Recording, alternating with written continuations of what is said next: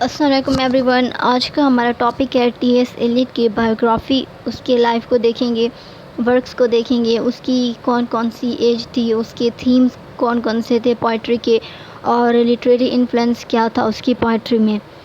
تو جو T S Eliot ہے نا، یہ اس کے لائف اور ورکس کو دیکھیں گے. یہ ایس ٹی لیوس میں 1888 کو پیدا ہوا تھا. He was born in 1818 at S T Louis.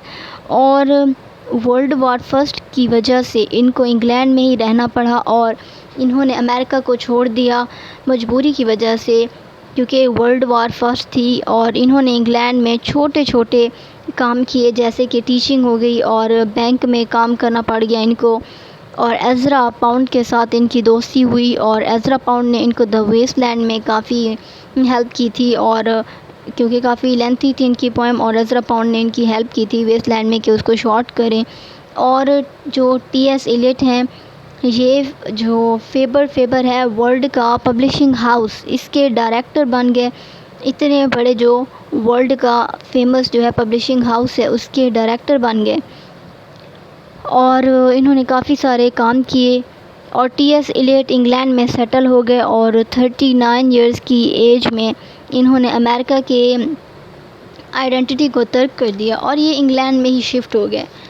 اور انگلینڈ ان کو اچھا لگ گیا، اور ان کو انگلینڈ جو ہے بھانے لگ گیا. اور ان کی جو ہے نا ڈیتھ جو ہے جنوری میں انگلینڈ میں ہوئی تھی، اور 1965 میں ان کی ڈیتھ جو ہے ہو گئی تھی. اور ان کا جو آکوپیشن تھا، یہ ایک پوئٹ تھے، اور کرٹک تھے، ڈراماٹسٹ تھے، ایڈیٹر تھے، اور یہ ورڈس ڈرامہ لکھتے تھے. انہوں نے جب اپنی پوئٹری لکھنی سٹارٹ کی تھی، تو جو وکٹورین پوئٹری تھی نا، تو وہ اپنی اینڈنگ پر تھی. مطلب وکٹورین پوئٹری کے اینڈ میں ہی ٹی ایس ایلیٹ آ گئے تھے. وکٹورین پوئٹری اپنی آخری سانسیں لے رہی تھی.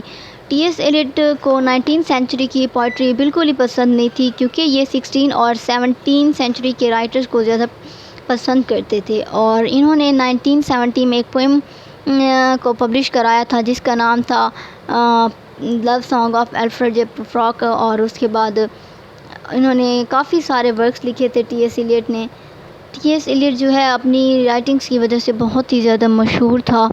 انہوں نے اتنے زیادہ ورکس لکھے تھے کہ ان کو اپنی لائف میں ہی اتنی پاپولیرٹی ملی تھی ٹی ایس ایلیٹ کو. تو یہ بیچارہ امریکہ چھوڑا تھا، اس نے انگلینڈ میں آ گیا تھا. ورلڈ وار کی وجہ سے انگلینڈ میں اس کو رہنا پڑا تھا، لیکن اس کو انگلینڈ جو ہے وہ بھا ہی گیا تھا، اور وہیں پہ ہی رہنے لگا، اور امریکہ کی آئیڈینٹی اس نے ترک کر دی. اور اس نے جو ہے پروفراک اینڈ ادر آبزرویشنز لکھے تھے 1917 میں. اور اس کے بعد کافی سارے ان کے ورکس تھے، اور دا موسٹ امپورٹنٹ پوئمز ان کی تھی. کافی ساری یہ پوئمز مینشن کی گئی ہیں، اور ان کی سب سے امپورٹنٹ ویسٹ لینڈ تھی، جس کو 1922 میں انہوں نے لکھا تھا. اور ٹی ایس ایلیٹ جو ہے انہوں نے کرسچن پوئٹری لکھی تھی 1925 to 1935 میں.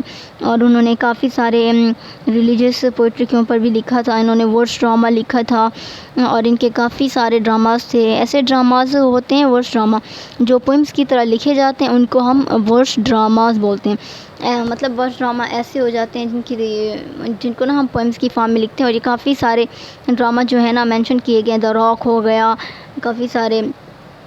تو یہ کیا ہو گئے، انہوں نے کافی سارے ڈراماز لکھے، اور اس کے بعد پروز بھی لکھی انہوں نے.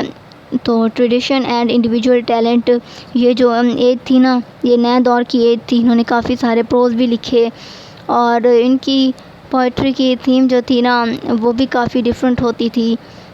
تو ٹی ایس ایلیٹ جو ہے نا، یہ بہت زیادہ مشہور ہو گئے تھے، کیونکہ انہوں نے نا اپنا ایسا رائٹنگ سٹائل لکھا تھا. اور ویسٹ لینڈ کی وجہ سے یہ اتنی مشہور ہوئے تھے. ویسٹ لینڈ انہوں نے لکھی تھی پوئم، اور اسی پوئم کی وجہ سے شیکسپیئر کو جانا جاتا ہے. اگر آپ شیکسپیئر کی ایج کو جاننا چاہتے ہیں تو اس پوئم دا ویسٹ لینڈ کو پڑھیں. تو ٹی ایس ایلیٹ کا ایکچولی اوریجنل نام تھا تھامس ٹرنس ایلیٹ. یہ گریٹ کرٹک تھا.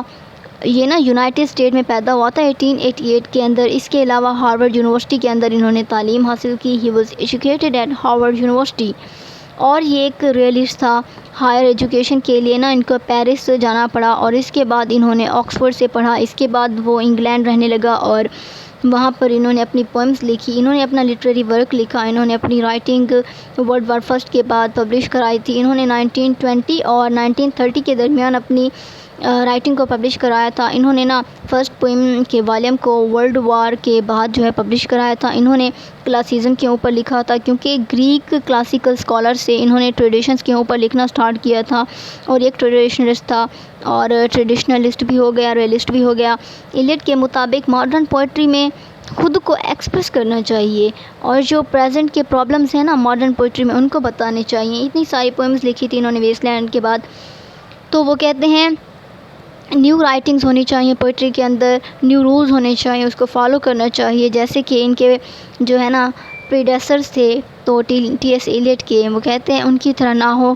ان کی ٹریڈیشنل پوئٹری کے اوپر انہوں نے لکھا تھا. اور اس کے علاوہ ایک انویٹر بھی تھا. انہوں نے کہا تھا کہ جو لینگویج ہمیشہ یوز کرنی چاہیے وہ پاسٹ کے مطابق نہ ہو، پریزنٹ کے پرابلمس کو بتائیں، کیونکہ دور بدلتا رہتا ہے. وہ لینگویج وہ کہتے ہیں یوز نہیں کرنی چاہیے، ہمیں ایسی یوز کرو جو پریزنٹ کے پرابلمس کو بتائے، تو پاسٹ کے مطابق نہ ہو. وہ کہتے ہیں ہمیں پریزنٹ کی پوئٹری کو یوز کرنا چاہیے. ایزرا پاؤنڈ جو تھا لیڈر ہوا کرتا تھا تو امیجسٹ کا. تو ٹی ایس ایلیٹ جو ہیں ایزرا پاؤنڈ کے ایکسپیریمنٹس کو اسٹڈی کرنا سٹارٹ کر دیا تھا انہوں نے، اور ایزرا پاؤنڈ بھی اس کے اوپر کام کر رہے تھے، کیونکہ انہوں نے پوئٹری کے نیو میڈیمز وہ کہتے تھے کیسے ہونے چاہیے، پوئٹری کے اندر نیو رولز کیسے ہونے چاہیے پریزنٹ کے حوالے سے. تو ایزرا پاؤنڈ بھی اس کو اسٹڈی کر رہے تھے. تو یہ کہتے تھے لندن جو ہے ایک ان ریئل سٹی ہے، اور یہ کہتے تھے کہ لندن کی گلیوں کی تعریف کرتے تھے، لندن کی ان ریئل سٹی مانتے تھے لندن کو. ان کی پوئٹری میں گہرائی ہوتی تھی